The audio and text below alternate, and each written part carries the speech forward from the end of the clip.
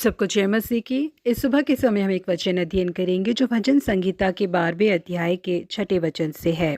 परमेश्वर का वचन पवित्र है, उस चांदी के समान जो भट्टी में मिट्टी पर ताई गई और 7 बार निर्मल की गई हो। डीएल मूडी अपने निजी जीवन में घटी एक घटना का वर्ण अक्सर किया करते थे। उनसे कई लोग पवित्र शास्त्र के बारे में कुछ इस तरह से पूछा करते थे, डीएल मूडी आप इस पवित्र शास्त्र को रखकर क्या करते हैं? जिसके लिए उनका जवाब होता था, मैं इसे रखकर कुछ नहीं करता। जब उनसे ये पूछा जाता था कि आप इसे कैसे समझ लेते हैं, तो डीएल मूडी का जवाब होता था कि मैं इसे नहीं समझता। जिसके लिए लोगों ने पूछा, क्या आप अपने पवित्र शास्त्र पर विश्वास नहीं करते? जिसके लिए फौरन डीएल मूडी ने जवाब दिया कि मैं अपने पवित्र शास्त्र पर पूरा विश्वास करता हूँ। जिसके लिए उन लोगों ने पूछा, जो चीजें आपको समझ नहीं आती है, आप उन पे विश्वास नहीं करते, तो आप पवित्र शास्त्र पे कैसे विश्वास करते हैं? जिसके लिए डीएल मूडी ने कहा कि बेहद मुश्किल गणित के हिसाब को मैं नहीं जानता, इसका मतलब ये नहीं है कि वो है ही नहीं करके मैं कहूँ। खगोल विज्ञान में भी कई चीजें ऐसी है जो मुझे बिल्कुल समझ ही नहीं आती, तो क्या इसका मतलब ये है कि मैं कहूँ कि ऐसा कुछ है ही नहीं? भले ही वो चीजें मुझे समझ नहीं आती, लेकिन वो सच है करके मैं उस पर विश्वास करता हूँ।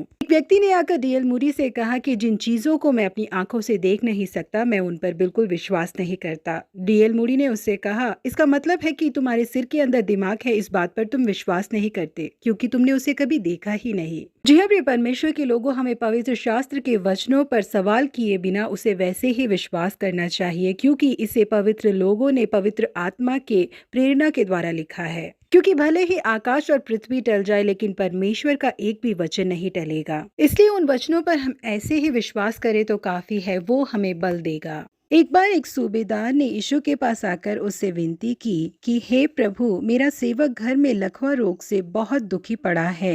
यीशु ने उससे कहा, मैं आकर उसे चंगा करूंगा। सूबेदार ने उत्तर दिया, हे प्रभु, मैं इस योग्य नहीं कि तू मेरी छत तले आए, परंतु केवल मुख से कह दे तो मेरा सेवक चंगा हो जाएगा। यह सुनकर यीशु को अचंभा हुआ और उसने कहा, मैंने इज़राइल में भी ऐसा विश्वास नहीं पाया। तब यीशु ने सूबेदार से कहा, जा, जैसा तेरा विश्वास है वैसे ही तेरे लिए हो, और उसका सेवक उसी घड़ी चंगा हो गया। जी हाँ प्रिय परमेश्वर के लोगों, भले ही हमें समझ आए या ना समझ आए, लेकिन परमेश्वर के वचनों पर हमें विश्वास रखना चाहिए। ये सब कैसे होगा, क्या ये सब कुछ संभव है करके शक किए बिना हमें परमेश्वर के सामर्थ पर विश्वास करना चाहिए करके परमेश्वर हमसे चाहते हैं। यदि हम ऐसा विश्वास करेंगे तो परमेश्वर के वचन हमारे अंदर भी प्रतिफल लेके आएंगे। प्रभु आप सबों को आशीषित करे। Have a blessed day.